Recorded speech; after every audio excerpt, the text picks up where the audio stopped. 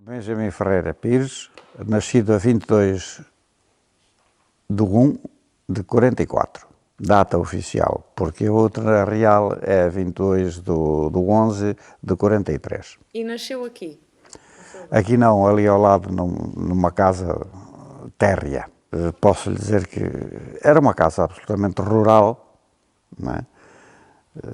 Se calhar não sabe o que é uma estrumeira. A estrumeira era o pátio, digamos, onde tinha mato, tirado dos pinhais,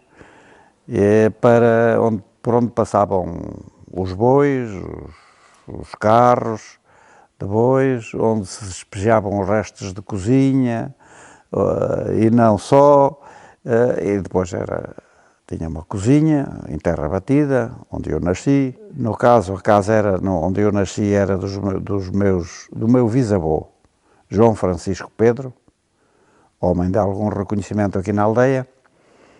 Tínhamos 2 quartos. Tinham 2 quartos e quantas pessoas eram? Na altura era a minha avó, o meu pai e eu, o meu pai e a minha mãe, eu e a minha irmã. Às vezes um primo que o meu pai ajudava a criar, ou ajudou a criar um primo dele, um primo do meu pai. Não éramos muitas pessoas, e um tio, não eram muitas pessoas. Nesta altura, com o meu pai, porque no tempo do avô dele, do João Francisco Pedro, era um pátio maior, famílias maiores, mas não muito numerosas. Sim, o meu pai era daqui, natural, assim como os pais dele, mãe e pai. A minha mãe era que era de uma aldeia aqui ao lado, Perrães. E ao que é que se dedicavam os seus pais? Exclusivamente à agricultura. Tinham terras suficientes para nós termos alimentação suficiente. Nunca passei fome das coisas da terra, de qualquer natureza, hortícola ou mais, batata, feijão, arroz. E era essa a base da nossa alimentação. As outras coisas, em dias de festa.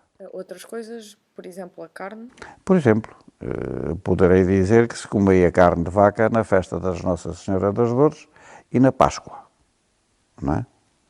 Matava-se o porco, por novembro, dezembro, não é? Janeiro, e assim, e era a nossa alimentação. Como é que eram essas festas? Ainda têm hoje as mesmas ou já... Bom, ainda se recorda a Nossa Senhora das Dores, ainda continua a ser efetiva na nossa aldeia, com características já diferentes. Não é? Naquela altura era completamente diferente, vinham 2 bandas, às vezes, uns coretos em madeira, pouco mais do que isso nas festas, havia a missa, a procissão.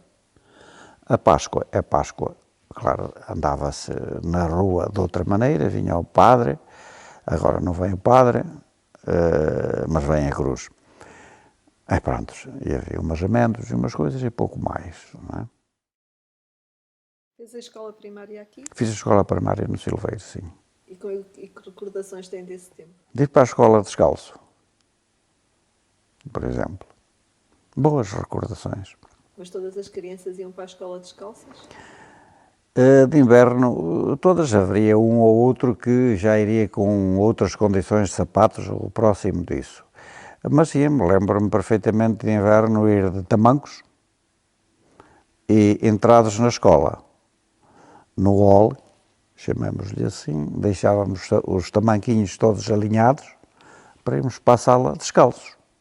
Sala que nós varríamos e limpávamos. Na escola tinham aulas separadas, os rapazes e as raparigas, ou estavam juntos na mesma sala? Eu não tive sorte. A escola aqui no Silveiro era só de rapazes, Ok. no meu tempo. Mas Era as meninas iam à escola também ou não? Iam à escola, só que iam a Perrães. Era outra aldeia ao lado. Iam daqui a pé e vinham, quer chovesse, quer fizesse sol. Porque o Silveiro não tinha escola. Perrães tinha escola. Era como que um agrupamento, digamos. Então, o Silveiro, Gesta, Perrães e Rego iam a Perrães à escola. Era o professor mais antigo. Até que surgiu o professor Acúrcio, em Uiá. Diz que, como não queria ir para longe, como agora ninguém quer sair da sua aldeia. O pai dele, pessoa de propriedade, por isso ele tinha estudado, juntando-se aqui com o senhor Feiteira, dono na altura do espaço onde nós estamos e toda a envolvência,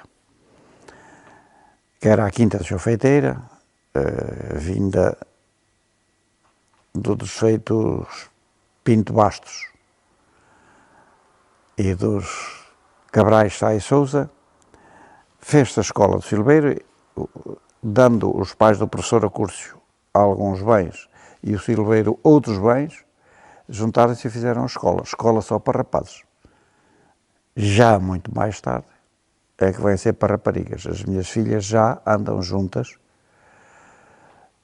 com rapazes na escola de Silveiro, por isso a minha filha, mais velha, com 50 anos, estamos a falar de 45, 50 anos que as raparigas passaram também a estar juntas dos rapazes aqui na escola do Silveiro. O meu pai,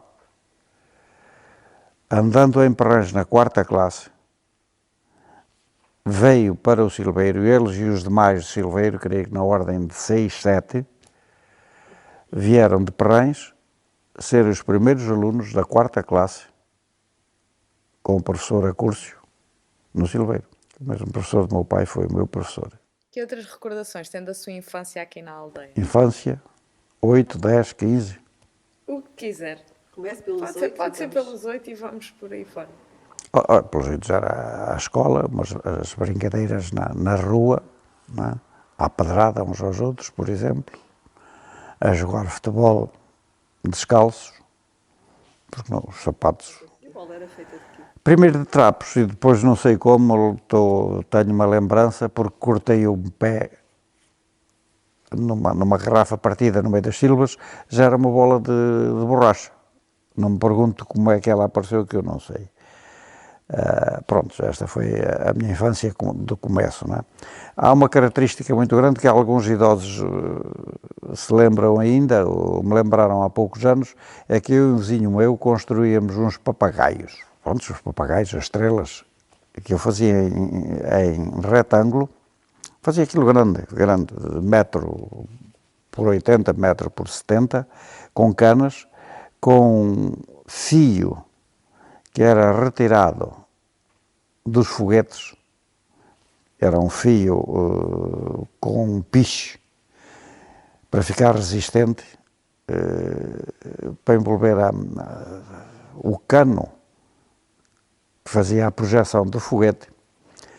E era com esse fio que nós emendávamos uns nos outros e depois estendíamos o papagaio, que ia muito alto, que às vezes partia o fio e ele ia por aí fora.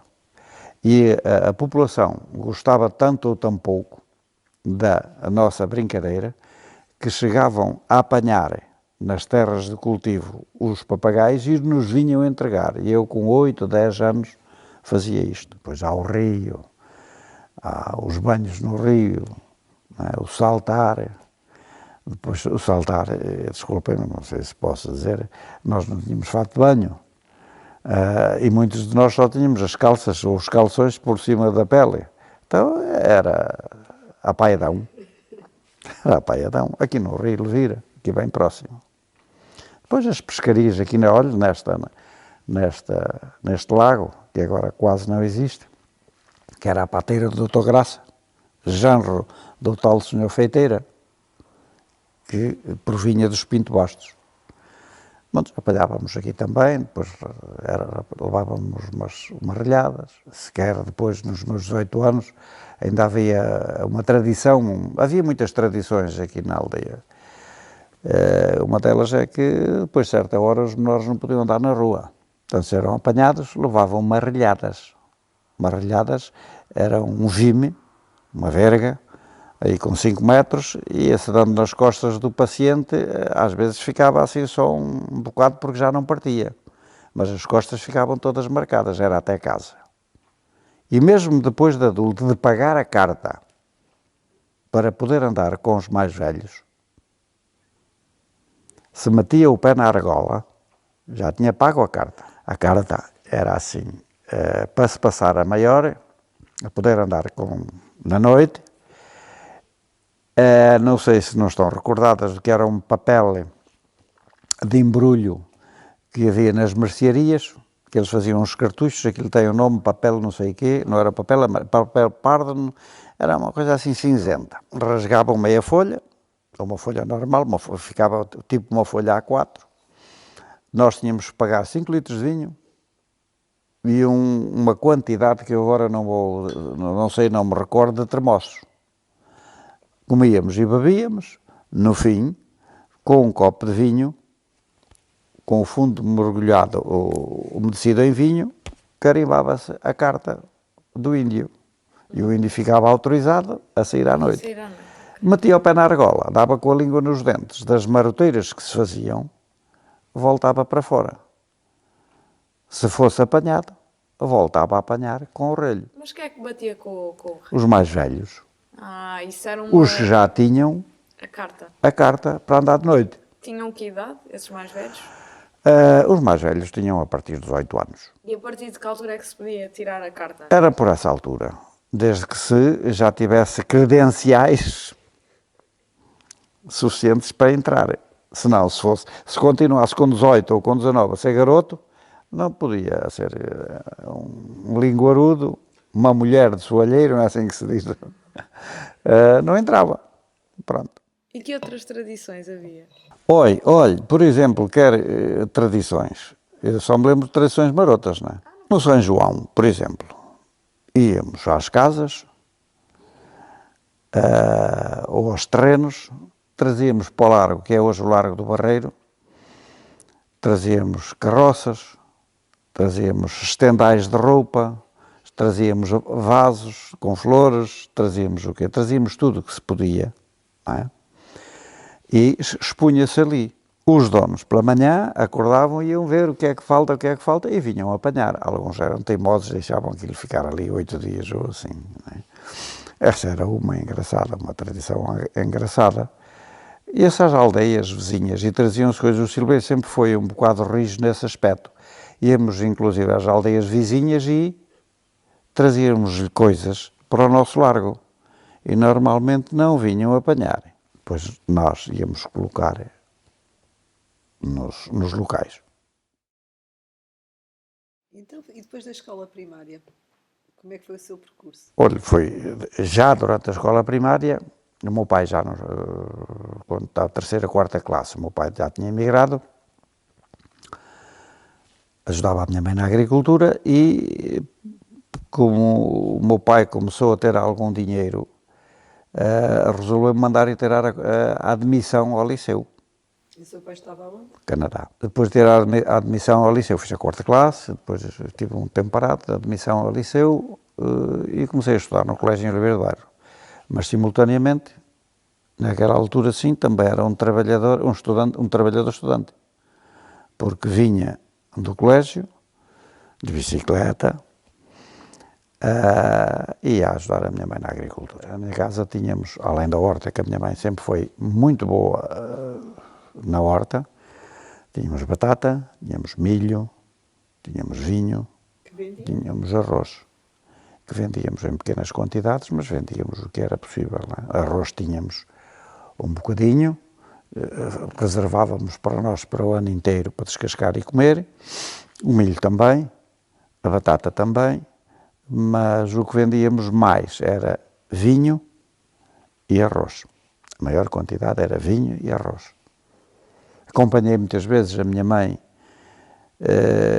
com um cesto à cabeça, ela, carregadíssimo de horta para ir vender à praça a Águeda, daqui a Águeda a pé.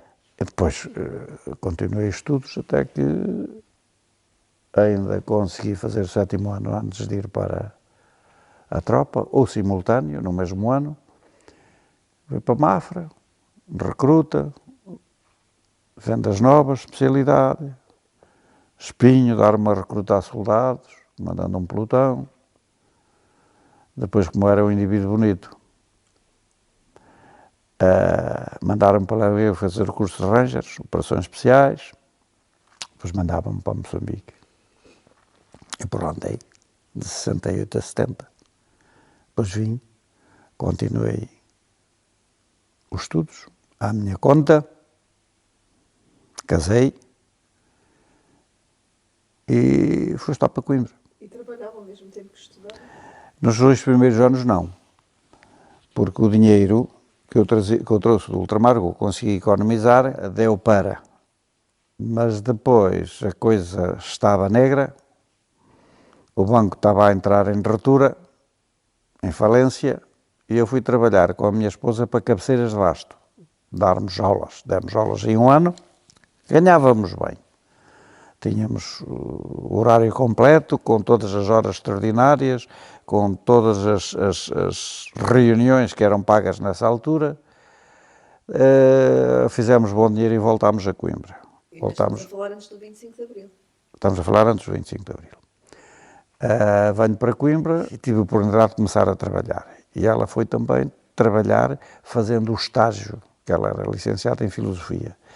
E aproveitou para fazer o estágio.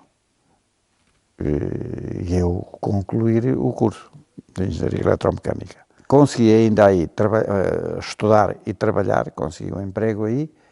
Fui funcionário público, não durante muito tempo, porque depois pedi para passar à vida privada e passei a trabalhar por conta própria. Ainda durante o curso trabalhei, o que me deu algum dinheiro para ajudar a casa, e depois comecei a trabalhar aqui numa indústria da zona. Depois estive no campo das indústrias aqui em Oliveira do Bairro. Em que indústrias? Relacionadas com construção civil. Aqui à volta? Acabamentos. Sim, aqui à volta, sim. Há muita indústria cerâmica, essencialmente há. E foi sempre a sua atividade profissional? Sim, foi sempre nesse tipo de indústrias e depois mais tarde dediquei-me um pouco à comunidade. E quando veio trabalhar, continuou a residir aqui no Silveiro? Sim, depois que acabei os estudos em Coimbra, ainda trabalhei em Aveiro, a minha mulher também estava lá no Liceu Nacional, e eu também estava a trabalhar lá, consegui transferir-me de Coimbra para lá, e nessa altura vivíamos já no Silveiro, ainda em casa dos pais, e só depois, em 82, 83, por aí, é que passámos a residir na casa que construímos, onde hoje ainda vivo. E então estava a dizer que teve sempre uma ligação muito grande à comunidade. Então quer-nos falar um bocadinho da sua ligação à comunidade?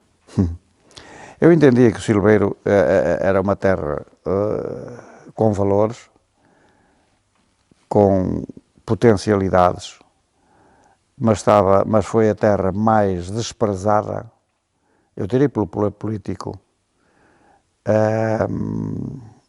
eu diria até da freguesia. Seríamos nós e a Silveira, que é outra aldeia, seríamos os mais abandonados. E resolvemos deitar mão. E com mais algumas pessoas, provocámos uma assembleia, uma reunião da aldeia, e daí nasceu uma segunda, porque já existia a União Desportiva, Cultural e Recreativa do Silveiro, de que também fui sócio fundador.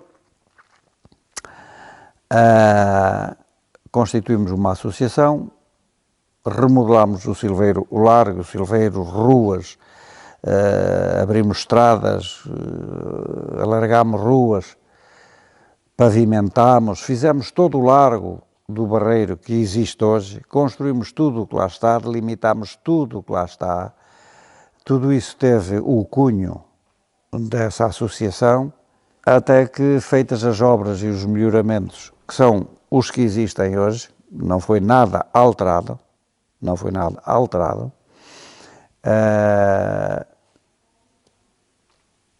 não desfizemos o grupo e passámos-lo sim a uma instituição de solidariedade social para podermos ter apoios do Estado, e assim aconteceu. E lembrámos-nos de comprar um terreno e fazer uma instituição de solidariedade social. E assim aconteceu a partir de 96, 97. Conseguimos uns financiamentos engraçados. O primeiro no projeto Integrar e depois no projeto Pilar. E depois ainda um terceiro mais tarde para construirmos uma nova creche, uma nova cozinha, um novo refeitório e instalarmos ou recolhermos, melhor dizendo, 20 jovens carenciados dos 12 aos 18 anos, problemáticos, e que ainda hoje existe. Essa instituição tem um bocado de valor, investiu-se ali muito. Nós tínhamos cabeleireiro,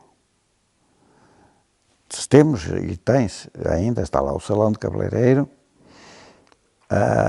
tínhamos apoio doméstico, vamos lá ver se eu consigo dizer tudo, mas tínhamos, vamos lá começar, lar, centro de dia, centro de convívio, tínhamos serviço de apoio social, o SAD, no exterior, construí uma piscina com água aquecida, tínhamos ginásio equipado, tínhamos fisioterapia e fisioterapeuta, tínhamos sauna, hidromassagem, não sei se está a funcionar.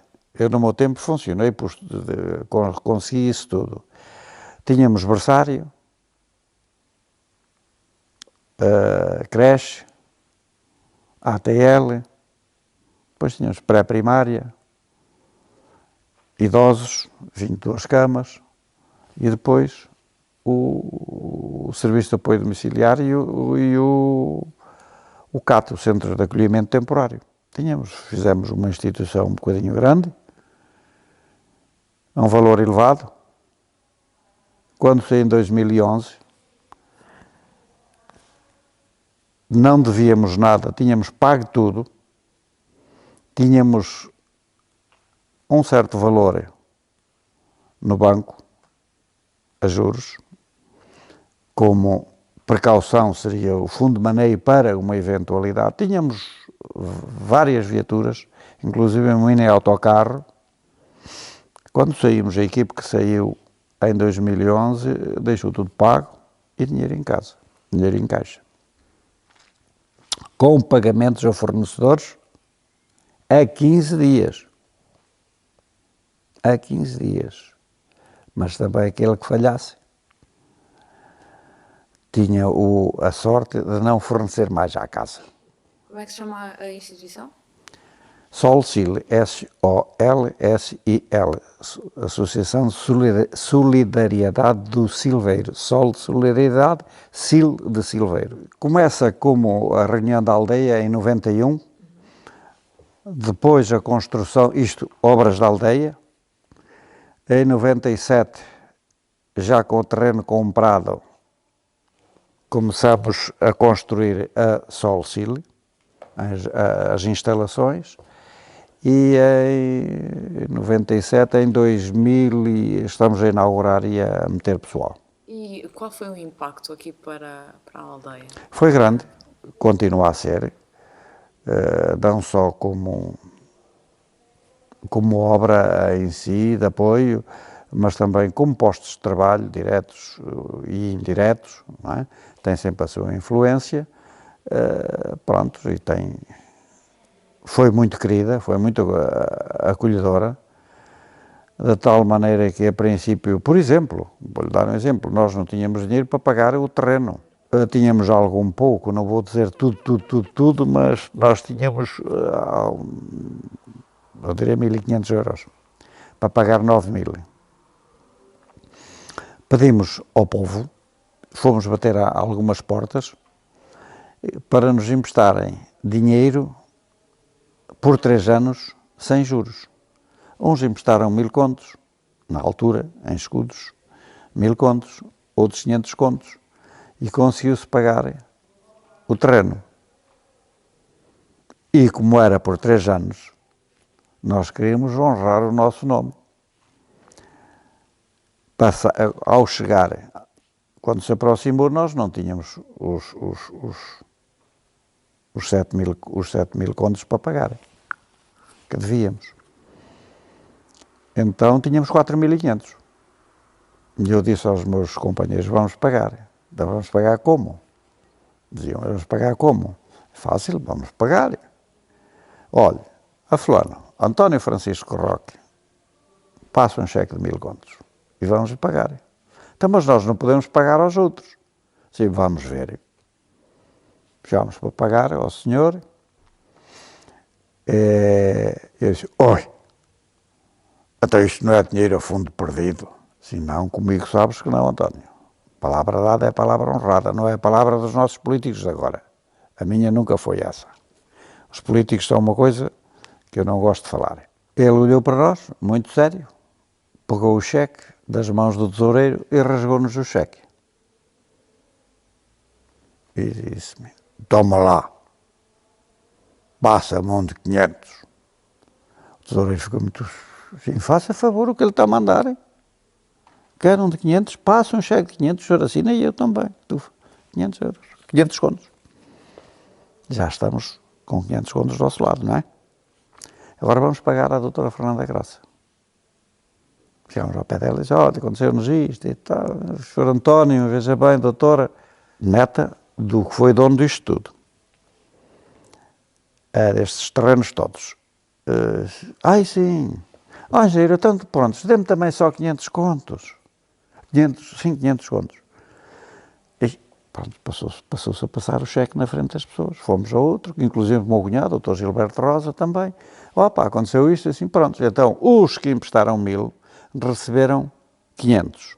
Os que emprestaram 500, alguns deram 400, outros deram 250, outros deram só 50. Conclusão, no fim do pagamento da dívida, para o qual pagamento partimos com 4.500 contos, no fim, nós tínhamos uma receita de 1.500 contos. E foi assim que se começou, como eu digo sempre, roubando dinheiro às pessoas do Silveiro e dando contas todos os anos em papel, onde eles viam o que tinham dado, onde se tinha gasto, todo o tostão. Nós tivemos, por exemplo, peditórios aqui na aldeia que nos deram 4.500 contos.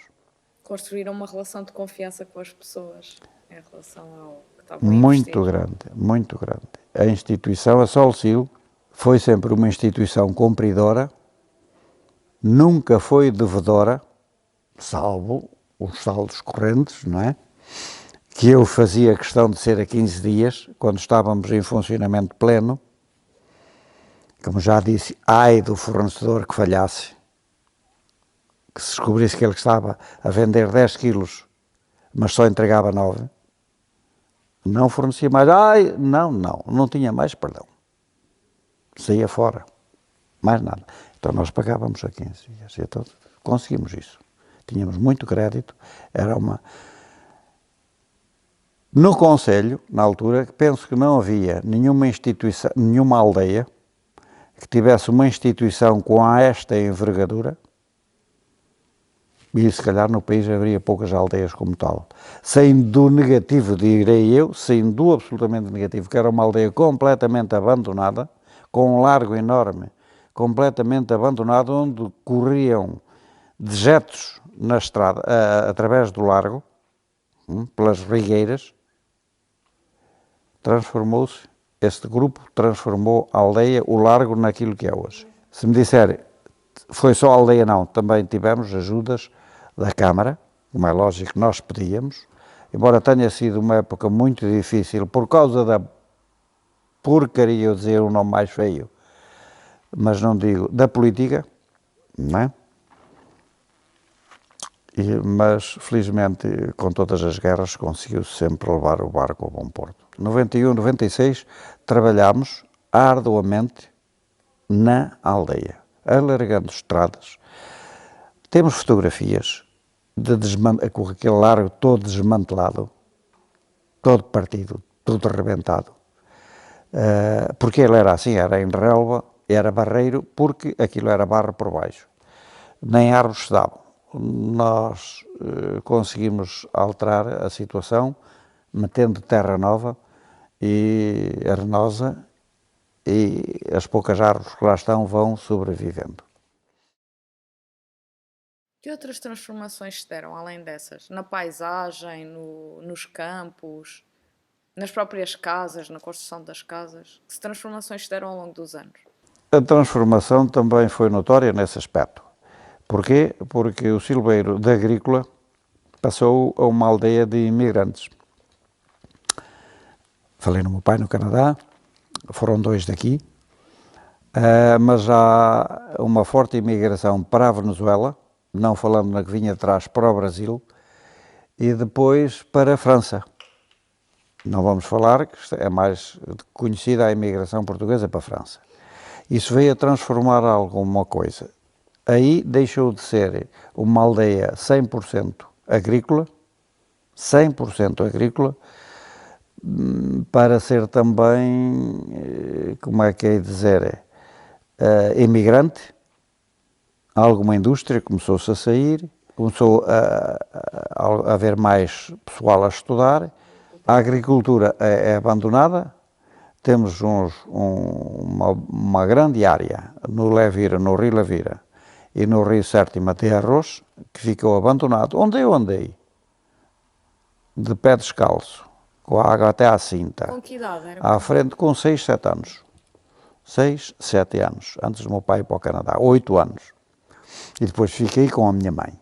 O campo de arroz foi abandonado por falta de mão de obra, porque o arroz era semeado em terras aqui na parte seca, nos viveiros. Enquanto ele crescia, preparava-se a terra então no Vale do Levira e do Sértima, com as charruas, com as vacas, com os bois.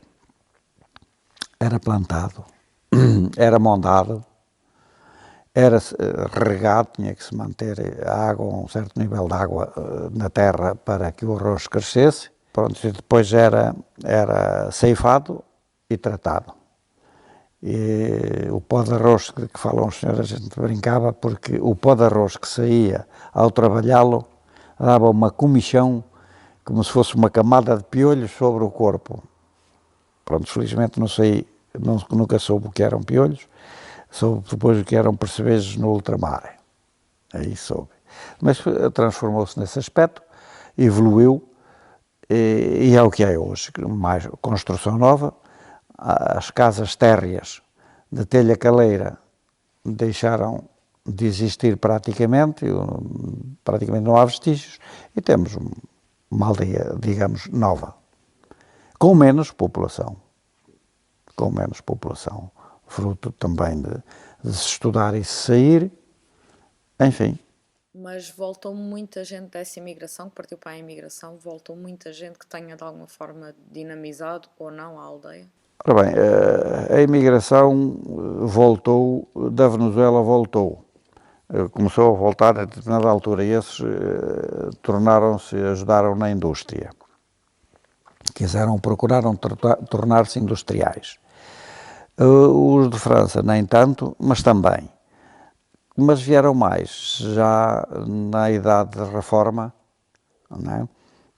E mais acantonados já à sua casa, a uma hortinha, não de subsistência, mas para passar o tempo, mas que também ajuda, e é isto. Não houve uma grande transformação, digamos, mas claro, mais evoluídos vieram, também contribuíram para uma cultura diferente da aldeia, para uma evolução positiva da aldeia. Em todos os sentidos, porque com um nível de vida já superior, fruto das suas reformas e das suas poupanças, também construíram casas, também mandaram os filhos estudar, também ajudaram na melhoria das condições de vida da aldeia, nestas obras, também na União Desportiva, porque não, também.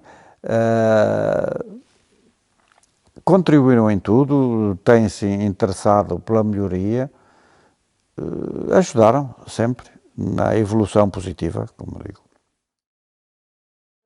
As terras que aqui existiam pertenciam a grandes proprietários e eram alugadas às pessoas, Ou no caso da sua mãe, tinham mesmo uma terra vossa, não é? Um pedaço de terra que cultivavam. Ou o que é que predominava aqui? Olha, do que eu me lembro e ouvi falar, o silveiro não começou aqui. Começou aqui ao lado, nos Barrocos e no Furadouro. Aí é que seria o silveiro original. Aqui tudo onde nós estamos, o rio Levira, até aqui acima, a Vila Verde de Bunheira, pertencia a um feudo, os Cabrais Sá e Sousas,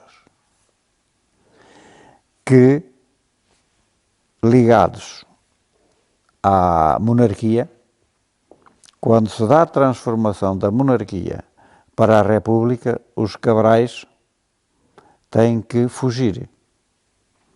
Quem vem?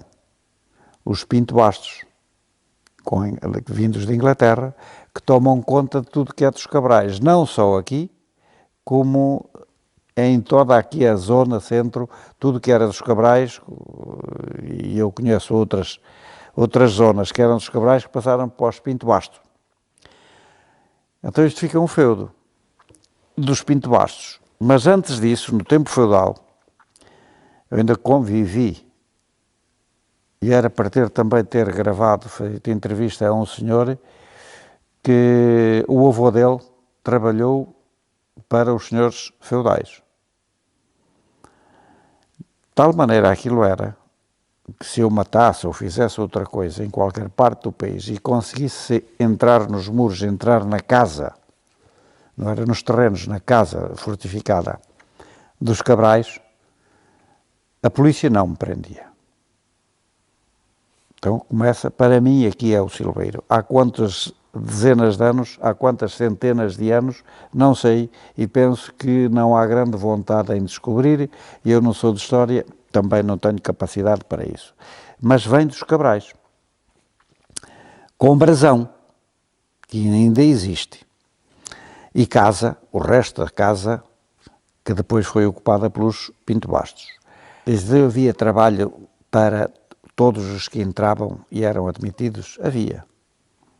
Dizia-me esse senhor que o avô lhe contava que as pessoas apanhavam pedras, faziam montes de pedras. O senhor já está, o capataz, o encarregado, não sei como é que se chamava nessa altura, já está, já apanhámos a área toda, ok, agora vais mudar este monte daqui para lá, para outro local. E assim tinham as pessoas sempre ocupadas, não as deixando de pensar ou fazer ou dar-lhe tempo para outras asneiras. Os Pinto Bastos começam, os originais começam a ter filhos e isto começa a dividir-se. E começa a aparecer o silveiro, certamente proveniente de trabalhadores vindos, inclusive de Trás-os-Montes, para o tal feudo, começam a instalar-se aqui e forma-se o silveiro. E a propriedade vai-se dividindo. Todos viviam da agricultura, os que tinham terras, um casal não tinha capacidade, por vezes, de fazer todas as terras que tinham, que era o meu caso, do meu pai. Só que o meu pai tinha outras ideias e queria ir mais além. Mas lhe disse, nós não tínhamos uma terra, tínhamos várias, ainda temos, que não conseguíamos fazer, então iam, efetivamente, pessoas que não tinham terras ou que tinham só uma parcela pequena ou que não tinham nada, iam trabalhar à jorna para essas pessoas, senão não era possível cultivar. Então, na altura das colheitas ou da plantação de arroz era muito difícil. Então, vinham essas pessoas trabalhar nas alturas de maior carência ou até de falta de trabalho, muitas delas, infelizmente, pediam para ir trabalhar para aqueles que alguma coisa tinham, nem que fosse só para comer ou para levar qualquer coisa para seus filhos em casa. Isto é verdade. E assim se cultivavam estes terrenos todos. Tudo isto era cultivado, só o que era pinhal. É que era não produtivo em cereais ou na agricultura, mas era tudo limpo. Para trazer o mato, a carqueja, o tojo, para as tais estrumeiras que eu falei a princípio para transformar em estrume, em humus, para depois fertilizar os terrenos que eram cultivados, com milho, com batata, etc. Os adubos já chegam muito tarde aqui. Muito tarde, muito tarde. Eu ainda terei utilizado, com os meus 20 anos, ainda terei utilizado, eu já utilizava. Embora em pequenas quantidades, porque era caro.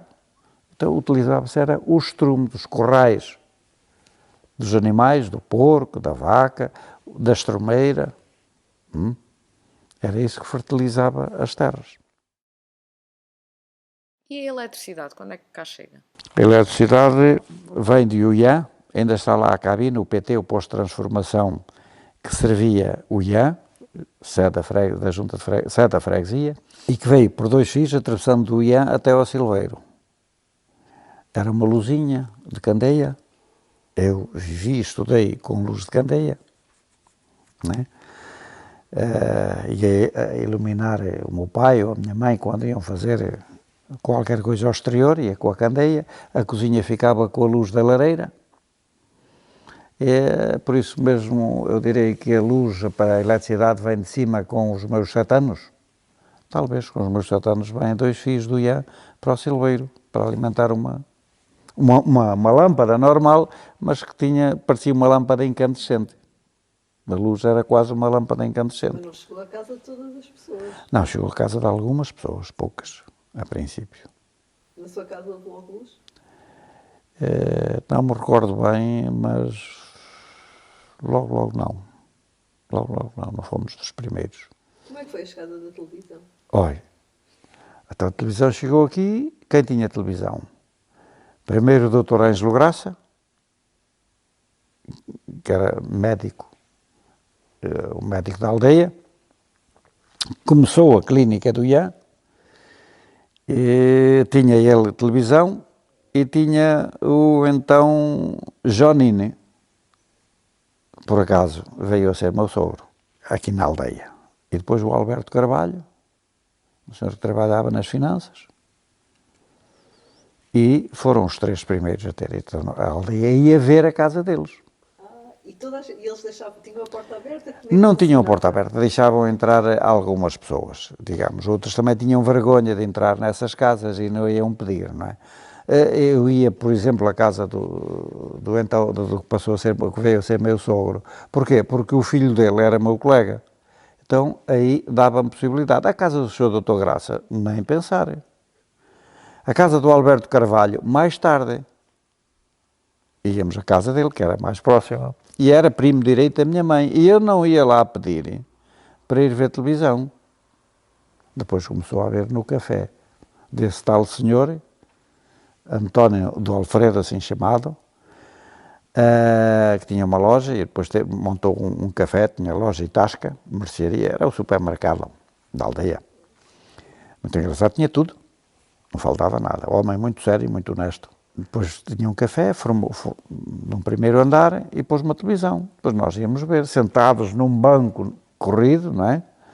E ali todos, seguidinhos, estávamos no nosso cinema, no nosso anfiteatro, todos ali seguidos, não é? Numa sala pequenita, com a televisão lá dentro e pagávamos indexões. Depois, mais tarde, já não era assim indexões, tínhamos de fazer uma despesa. Uma despesa, o que é que nós? Era um copo de vinho, uns termossos, ainda nessa altura era esta a despesa. Lembra-se assim de alguma coisa da televisão? Assim, o que é que o marcou? Alguma notícia ou alguma coisa que tenha ouvido? Olha, marca-me a televisão, lembra-me começar a ver aí, a preto e branco, pronto, não tenho assim nada de maior. Quando eu venho a lembrar-me, a primeira forte que eu tenho é quando se liga à Eurovisão.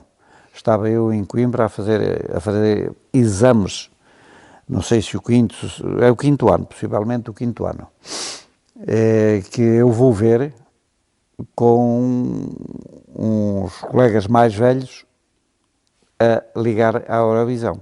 É assim, eu ter ido a um café em Coimbra ver a Eurovisão. A vida de Coimbra era muito diferente da vida do Silveiro? Notava-se a distância física? Ou a cidade dos doutores, uma aldeia rural? Olha, eu ponho-lhe o problema assim, desta maneira. Imagina um indivíduo, para ver a diferença, o indivíduo que vive no Silveiro, de pé descalço, de calções rotos no rabo, que vai para Coimbra fazer exames, passado uns tempos, onde tudo anda vestidinho, de sapatinho, tudo, na altura tudo de trás, os universitários, com as diferenças entre o não universitário e o universitário, que também levas nas unhas. Imagina esta diferença, brutal. Imagina o que é ver pela primeira vez manteiga no pão. E a senhora dizer, ponha pouco, que isso é muito caro, ponha-se isso, a manteiga é só um cheirinho. Já vê a diferença? Porque aqui era a banha ou nada no pão. Ou nada no pão. A banha era para fritar, para pôr às vezes na sopa um bocadinho, mas para fazer os fritos, para ter os guisados, por aí. E era quando havia. Porque quem matava só um porco por ano, que era o caso dos meus pais, a banha e os rejões e essas coisas não duravam todo o ano. Porque não havia frigorífico, era a salgadeira. E aí as coisas não se aguentavam tanto tempo como se queria. Não é? E findavam também, porque aquilo, a carne era os rojões que se faziam e se guardavam na panela de barro, cobertas de unto, da banha, derretida, de fazer os rojões e de derreter a carne gorda do porco, toucinho, não duravam todo o ano.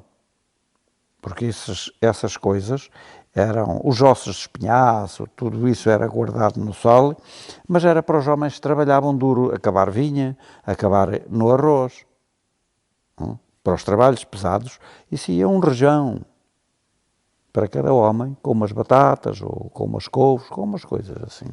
Que outras coisas comiam, além de... Não comiam com frequência carne, portanto, por exemplo, o peixe chegava aqui, como é que chegava? Chegava, vinha a tia Silvina, com a canastra à cabeça, que tinha ido buscar no dia anterior, ou nessa noite, à Costa Nova, ou ao mar, não havia outra coisa, e vinha de comboio, penso eu, de comboio até o IE, e depois vinha distribuir, era a tia Silvina que vinha aqui distribuir sardinha, carapau, todo o peixe que caçavam lá, o charro, o charrinho, as petinguinhas, as cabrinhas, uma coisinha pequenina que é o camarão do rio ou o camarão do mar, que se comia com cebola picada, com um bocadinho de azeite e alho, e um bocadinho de azeite e cebola picada, e vinha assim. E quem era o que se comia, porque quando não comia-se, quem tinha também oliveiras tinha azeite para pôr por cima, senão tinha que comer sem nada. E não havia mais, poderia haver uma galinha que se matava, que era para os ovos, também havia os ovos, a galinha que se matava pela festa, para fazer o cozido à portuguesa, rico, ou pela festa da Senhora das Dores, por isso mesmo em setembro, ou pela Páscoa. Era quando se matava a galinha, de resto não. Então, mas as pessoas eram pobres, tinham dinheiro para pagar o peixe que a tia Silvina trazia? Não. Muitas vezes. Ela batia às portas. Aconteceu com a minha mãe. Eu só tenho uns ovos. Então, olha, para levares meio quarteirão de sardinha, tens que me dar 3 ou 6 ovos. E fazia-se a troca dos ovos. Porque é que o aldeão, o pé descalço, não dizia 12? Dizia meio quarteirão. Porque meio quarteirão são 12,5. 12,5 não podia ser, então eram 13. Sirva-me meio quarteirão para nos darem 13. Não podíamos uma dúzia. E como não era certo, não ia partir a sardinha ao meio. Dava 13, então pedíamos meio quarteirão. Claro que elas já sabiam como é que era. Depois era partida, era em casa. Em casa, na minha casa não aconteceu isso. Dividir uma sardinha em 3. Mas dividia-se em 2. Eu comia o rabo da sardinha e a minha mãe comia a parte da barriga e da cabeça, a metade de cima. Então os mamás ou os papás, normalmente as mamás, ficavam com a parte tinham mais cuidado a desconchar, a tirar as pinhas, aquelas coisas todas, e nós comíamos a parte do rabo da sardinha, aquela metade de trás, que era só a fabrinha. O peixe chegava aqui fresco ou vinha também a sal, conservado? Não, vinha fresco. O berbigão, o berbigão, eu chamava outro nome, mas depois chamam-me mal educado mais do que eu sou. Diga para nós aprender. Era o crico. Vinha num carro, ela trazia na canastra, depois também vinha num carro de bois. Né? E o senhor, num carro, estou a mentir, num carro de cavalo, com um cavalo, uma égua ou qualquer coisa. Depois ele vinha por aí pela aldeia e com o búzio, já não é do meu tempo, diz a minha mãe que era, que vinham os barcos de Aveiro, vinham por aí acima, rio acima, de inverno, que tinha cota para virem à vela por aí acima, e que também buzinavam. E diziam Berbigão, o búzio depois diziam Berbigão ao Carreiro Velho, e toda a gente ia ao Carreiro Velho comprar. E aqui também havia o Porto das Galinheiras aqui em cima. E Porto das Galinheiras porquê? Era onde chegavam os barcos lá de baixo. Porque vinham cá acima, trazendo sardinha, trazendo o peixe, trazendo o berbigão, trazendo todas as coisas que havia de lá de peixe para comercializar. E aqui Porto das Galinheiras porquê? Porque trocavam, comercializavam a carga que traziam com galinhas de alguém que apanhava, eu ainda me lembro disso, que vinham comprar galinhas, metiam-nos num paralelepípedo, numa grade paralelepipédica feita em madeira, não é? Com uma portinhola, metiam lá as galinhas e levavam. Então vinham-nos comprar as galinhas e depois vendiam-nas, trocavam-nas no Porto das Galinheiras, no Rio Levira, no Rio Sétima. Porto das Galinheiras, Presa das Galinheiras, Rio Sétima, aqui no nosso campo cultivado. Hoje, Pedonal, falou-me, temos agora um percurso pedonal, ciclopedonal, muito bom, aqui no Silveiro, que engloba várias aldeias, praticamente vem desde Oliveira do Bairro, Rio Sétima abaixo, mas agora foi incrementado aqui no Rio Levira também, que vai até Perrens. E pensa-se que irá mais longe até ao Carreiro Velho, até ao Espinheiro, onde se ia buscar gramão, bonho e a taboa, quem tinha lá terras, para de inverno juntar na alimentação dos bois, das vacas. Okay. E também havia algas, que chamávamos nós o estrume do campo, que se ia apanhar para trazer para as terras, para fertilizar as terras. Eu e a minha irmã temos lá uma terra, que metade é seca, para trazer o gramão, que estávamos lá há muitos anos, e depois na frente tinha a parte sempre submersa em água, onde se apanhava o estrume do campo. Duro, trabalho muito duro. Era um ancinho grande, com um cabo e com 5 metros, andávamos num barco, que ainda há lá deles, por exemplo, certamente. Era um barco largo e de 1,5 metro de largura na traseira e bico à frente.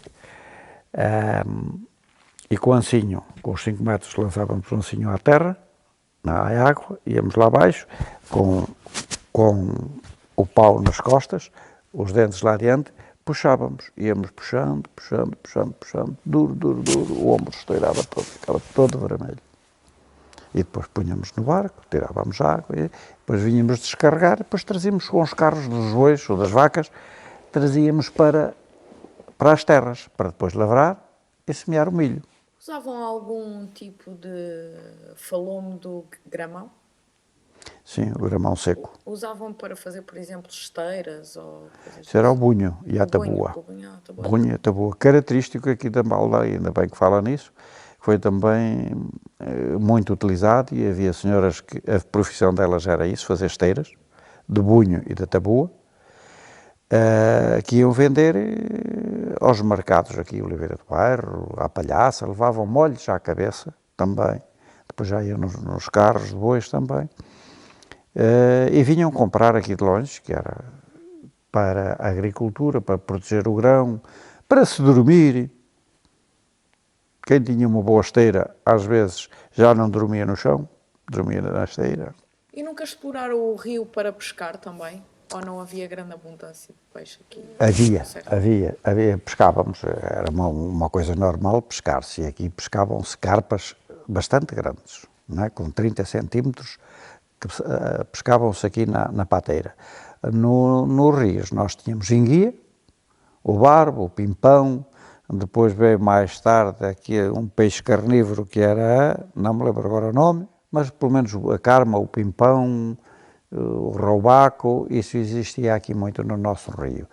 E pescava-se muito, quer à fisga, quer ao anzol, quer com laços, quer com xalabares, são tudo utensílios de pesca que se utilizavam aqui na nossa zona. Ainda há utensílios desses por aí que desse Há quem tenha, o cobo, há quem tenha, o xalabar e essas coisas já não há. Tenho fotografias de uma pescaria que um grupo de 5, creio que 5, fizemos, onde temos alguns utensílios, onde pescávamos e onde se vê um xalabar, se não é. Olha, um deles a gente colocava, era um arco, digamos, triangular, com uma rede com um fundo, não é? Um pousava, nós juntávamos à volta e íamos batendo com os pés, batendo para que o peixe entrasse e depois já não saía, tirávamos e levantávamos. Havia outro que era em vime, feito em paus de vime, não é? Que teria em cima esta largura, este diâmetro, em baixo assim. Nós íamos, quando víamos um peixe, tchac, batíamos aquilo e depois íamos apanhar o peixe com a mão. Às vezes acontecia. Em vez de trazermos um peixe, assim, é uma enguia, que havia aqui também muito, não era uma enguia nada, era uma cobra. Mas uma cobrazita, a cobra d'água não faz mal, coitadita, quer é fugir. Eu próprio fazendo isso, puto, com 6 anos ou 7, dava num rio ali, no rio Hervedal, que não é mais que uma vala, mas que levava água toda a ano, com um cesto de poceira, um cesto de verga, de transportar cereais dos agricultores. Então eu também punha o cesto e calcava de cá para lá. Claro que não apanhava nada, mas um dia vejo lá também uma enguia. Puxei e tinha uma enguia. Meto-lhe a mão para agarrar, só que a enguia enrola-se-me aqui à mão. Eu não, até hoje estou para saber se era enguia, se era cobra. Só sei é como ela se me enrolou aqui, eu joguei fora e fugi, nunca mais fui à pesca. Era garoto, tinha 6 anos, talvez, 7, 6 anos, mais 6 anos que outra coisa. E havia moinhos aqui ao pé do rio? Ou que fossem Havia vários moinhos aqui. Havia inclusive a vala dos moinhos. O que é uma vala, desviava-se água do rio Levira, corria e alimentava o da Canhota, o outro aqui, e alimentava pelo menos 3 moinhos. Um dos quais era um moinho, além de ter 5 pedras para moer o milho e o trigo, as pedras eram diferentes, havia também um moinho de azeite, onde se moía azeitona. Em uma nora, tocada à água, anexa a esse moinho lá embaixo, próximo da Solcile, com 5 varas também. 5 varas que eram de espremer a azeitona, era moída com pedras de granito, tocadas por essa nora. Depois a baganha era transportada para as ceiras, era feita a pira, não é? O montinho daquilo, com as pessoas a distribuírem a baganha à mão. Eu próprio ajudei a fazer isso ainda. Depois ia para a prensa, que era de vara, não é? É difícil explicar, se calhar, o que era. Por exemplo, em Severo de Boga, também dava no lagar, para espremer as uvas, para espremer o bagaço das uvas. Também se usava no lagar. O meu bisavô tinha um lagar em madeira com essa com essa vara para espremer. Mas havia moinhos, e esse era muito característico. Eu ainda fui lá muito novo, ao moinho de varas, esteve lá muito tempo. Depois esse moinho transformou-se em com duas prensas hidráulicas, e depois morreu, desapareceu. Mas era muito bonito, muito bom, porque era uma distração de inverno, não é? Nós íamos para lá para o calor e assávamos umas batatas que roubávamos em casa, levava também um bocado de bacalhau, assavam-se as batatas na cinza da fornalha para aquecer a água, para escaldar o azeite. E pronto, depois regávamos aquelas batatas com o bacalhau também assado lá na cinza ou nas brasas, vamos ser claros, nas brasas. Aquele bacalhau era também lá escaldado, depois regávamos aquilo com o azeite que os agricultores nos davam, não é? E fazíamos ali uma festa com um garrafão de 5 litros de vinho, se não mais, de acordo com a quantidade dos bebedores. Não digo dos bêbados, nós não nos embebedávamos, ficávamos alegres, sim senhor, mas não íamos além disso. E era assim o nosso passatempo. Havia moinhos, sim senhor. E levavam depois a farinha para casa e faziam o pão em casa? Fazíamos o pão em casa. Fazia-se a broa em casa. Levava-se a broa e levava-se a farinha, paneirava-se, tirava-se o farelo. O farelo era para os animais e a farinha era para nós fazermos pão. Desses moinhos tinham proprietários, não é? Vocês iam Sim, lá tinham. com o cereal, Sim. deixavam lá uma maquia ou pagavam em... Havia as duas possibilidades, chegarmos lá, moermos e pagarmos em dinheiro, como havia a possibilidade de não tenho dinheiro, lá havia a troca. Para tantos quilos, deixas tanto de maquia. Também funcionava assim nos lagares de azeite? Sim, também nos lagares de azeite. Havia lagares de azeite aqui? Havia esse que eu digo, tocado à vara, era o último da vala dos moinhos, era o último. E com o vinho, também havia essa possibilidade, toda a gente tinha adega ou iam fazer na adega de outros? Também se ia fazer na adega de quem não tinha, ia fazer na adega do vizinho. E também funcionava assim como a maquia? Não, aí podia ser só por amizade, por ajuda. Prontos, eu ia vindimar para o meu vizinho e depois pronto, já acabaste a tua vindima, emprestas-me o teu lagar. Era uma inteira ajuda. Uma inteira ajuda. Isso existia muito? Existia a muito. ajuda de... Sim. Ajudavam-se sem receber nada em Sim, troca para... sim. Ainda hoje existe. Há aqui um senhor que faz um bocadinho de vinho e há quem o vai ajudar a podar pouco, ajudar a empar pouco, depois ele compra alguns almudes de vinho, mas também vai ajudar na vindima, não é? A vindimar, a colher as uvas, porque é manual ainda, não é aqui. E ainda existe. E há um senhor aqui que será considerado o último agricultor de Silveiro, que é o Antero Vieira, que ainda hoje, coitado, com grande dificuldade, mas ajudado pelo trator e pela carrinha, lá se vai divertindo nas terras. E a esposa vende no mercado em Agra, pronto, e divertem-se assim já reformados. Ele reformado da agricultura, todo partido, mas ainda vai teimando em andar na terra. Aliás, próximo da minha casa, tem lá um terreno do cunhado, e que ele continua a cultivar lá, tem sempre uma horta maravilhosa. Os seus pais falavam-lhe do racionamento durante a Segunda Guerra? Se sentiu aqui, se não se sentiu? Sentiu-se fortemente. O meu pai, que foi de cavalaria em Aveiro, ainda foi chamado para manobras e andou em treino num carro de combate. E sentiu-se de tal maneira que já havia moinhos que faziam o descasque de arroz privados. E ele contava-me que andou também a carregar arroz às costas, de noite, por rigueiras e vales, escondido, no tempo da guerra, para fazer candonga. Fazia-se candonga também, porque as pessoas tinham que entregar ao Grêmio ou a alguém a sua produção, mas desviavam alguma para poderem sobreviver ou para arranjar um dinheirinho. O meu pai falou-me nisso. que andou. Mas nunca teve problemas. Nunca teve problemas. Mas essa lógica de ter que entregar ao Grêmio a produção manteve-se nos anos 50, 60 ou nem por isso? Olha, nos anos 50, 60 não me lembro, mas nos 60 lembro-me que não. Eu, agora sou de 44, em 44, 55, 60, não. Aí já não, levava-se ao Grêmio porque talvez pagasse melhor. Nessa altura ainda havia, eu ainda fui levar arroz ao Grêmio, porque o Grêmio pagava melhor, mas nós tínhamos que o transportar para lá. Onde é que era o Grêmio? Era em Oliveira do Bairro, próximo da estação.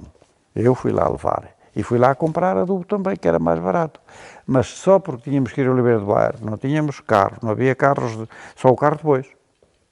Eu lembro-me de ter ido lá com carros de bois. Como é que a sociedade aqui se sentiu? 25 de Abril, como é que foi recebido aqui no Silveiro? Como é que as pessoas receberam a notícia? Olha, eu penso como toda a gente, como a maioria, com alegria, com liberdade, porque também houve alguma repressão aqui, também havia pessoas perseguidas pelos políticos de então, que se viam a perder privilégios, não é? Que receberam mal. Mas digamos que de uma maneira geral se recebeu bem. Logo a seguir ao 25 de Abril há outra situação em que nós nos vemos a perder também liberdade, com essas milícias que se formaram, etc, etc, e aí teve-se também medo. E eu que já tinha feito a guerra do ultramar, condecorado, cruz de guerra, muitos louvores, muitas guerras com capitães, não muito, mas com brigadeiros, com tenentes-coronéis, com majores, tive algumas guerras. Olha, por exemplo, não tive guerra, mas com o pai do nosso presidente, era o segundo comandante de companhia, ou melhor, comandava a companhia na falta do capitão. Ele passou a visitar as companhias de norte para sul e apanhou-me em 2 sítios diferentes a comandar a companhia. Nunca fiz guarda de honra. Ao Sr. Baltazar Rebelo de Sousa, Dr. Baltazar Rebelo de Sousa. E já derivei. Nessa altura, eu disse, bem, nós aqui na aldeia temos que arranjar aqui um comitê qualquer, porque fome, né? E tinha-se medo da fome nessa altura. Meus amigos, os de Lisboa é o que eu dizia. Isto não devia dizer, Podemos mas vou cortar dizer. depois, se quiser. Mas não pode, eu não tenho nenhum problema, acho que não devo nem temo. Eu sei que tenho que morrer, não morri na guerra, porque não sei porquê. Disse, bem, nós temos aqui que não nos defender. Olha, pomos as grades, as charruas, os carros de bois, os carros das vacas, pomos tudo na estrada. E pegamos nas forquilhas, quando os de Lisboa vierem por aí com a fome, nós tiramos-lhe as tripas cá para fora. Isso em que altura? No pós-25 de Abril? Sim, quando houve a altura de... O MFA veio aqui, chegou cá... Não, Não? não, mas fazia-se sentir, havia os caciques salazaristas, depois também apareceram os caciques comunistas. Isto é as coisas tudinhistas. Ficou tenso por aqui. É. Mas a notícia da Revolução foi bem recebida às pessoas. É como digo, foi bem recebida pela maioria, foi mal recebida por aqueles que eram do Estado Novo. E as condições de vida alteraram-se após a Revolução, aqui no Silveiro especificamente? Sentiu-se alguma melhoria ao nível salarial, ao nível das condições de trabalho? Eu direi que a princípio não, tudo se manteve. As coisas mudam-se mais nos grandes centros, onde há possibilidade de mobilização, etc, etc. Aqui na aldeia não, isto era uma aldeia. Eu estou a dizer que ela esteve morta até 91, quando eu peguei na aldeia. Antes disto, esta aldeia teve, para mim, 2 grandes momentos. Quando um imigrante no Brasil ajudou a fazer a escola primária para rapazes, porque até ia tudo para perrães, momento. Quando ainda era criança? Não, antes o meu pai veio para a escola, exatamente. Foi o primeiro momento que transformou alguma coisa a aldeia, uma escola primária é sempre importante, e deve ter sido a construção da primeira capela com um sino, que em 1980, eu como juiz da festa, já havia a atual capela em tijolo, Eu falei com o padre, o padre falou com o bispo, era presidente, o juiz da festa nesse ano. Eu falei com o padre, o qual falou com o bispo, demolimos a capela antiga e já fizemos missa, primeira missa, em setembro de 1980, na nova capela, toda em tijolo, coberta com a placa de cimento. Penso que nem telhado tinha, nem telha tinha. Os vitrais, o padre pediu-me, disse-me assim, como é que nós tapamos os vitrais? Eu disse, é fácil, padre. Os homens, foi tudo construído com o braço e o dinheiro da aldeia, os homens têm lá as tábuas da construção, os vitrais vamos fazer em barrotes e mete-se plástico, entala-se o plástico, ficam ali os vitrais lindos. E ele ficou entusiasmadíssimo com a ideia dos vitrais, porque não era tapume. A porta de entrada, com as tábuas de construção, não é? Faz-se uma porta resistentíssima que ninguém lá entra. E assim foi, e assim se fez, na festa em setembro, primeira missa e a partir daí sempre houve missa na aldeia e nessa capela. Mesmo enquanto obras, sempre houve missa. Porque já não havia na Capela Velha, que não tinha condições, principalmente no soalho que estava todo acima e abaixo. De resto, teve parada. Não é para a minha vaidade. Aqui a União Desportiva foi a primeira associação, como eu já disse, de que fui sócio fundador. Em que ano? Aí não me pergunto, não sei. É muito mais, é anterior à Solcil, e a Solcil é de 91, esta é uns anos antes. Depois o grupo de cantares também, que fez parte, era independente, mas foi assim sempre uma mescla que eu nunca cheguei a entender muito bem, se era dependente, se era independente da União Desportiva, se era só dependente quando precisava, independente quando não precisava. Foi assim uma coisa que me obrigou um pouco a andar descontente com esta instituição. Que também o grupo de cantares, sim senhora, saiu ao estrangeiro, deu nome, os nossos imigrantes de França, onde foram, em Suíça, onde foram, gostavam imenso. Ainda hoje tem algumas atuações, já muito pouco, já não com a... Mas são estes os momentos que eu acho que outros haverá. Se me disser que houve uma contradança de homens, que era uma espécie de um rancho folclórico, uma contradança só de homens que andavam com os sobreiros na mão, que eram a companheira, digamos, o par. Pronto, mas isso era assim, um grupo que parecia quase arruaceiros no carnaval, não é? Que se desse para a paulada. Depois o futebol também foi muito importante. Tivemos aqui uma época em que tínhamos uma equipe que ganhava a Onadia, que era já uma aldeia, ia jogar a Anadia ao Conselho, e nós, uma equipe de credência, ao Águeda, tínhamos problemas para ganhar ao Águeda. Também foi um tempo áureo, não é? Que houve uma altura e tínhamos aqui uns atletas fantásticos, que foi com estes atletas que se fundou o Oliveira do Bairro, inclusivamente com dirigentes daqui que estiveram no Oliveira do Bairro, na fundação, praticamente, quando ele passou a ser uma equipe, quando o Oliveira do Bairro passou a ser uma equipe da Nacional, da Distrital ou qualquer coisa. Não me pergunto, que eu por aí não sou forte, sou muito fraco.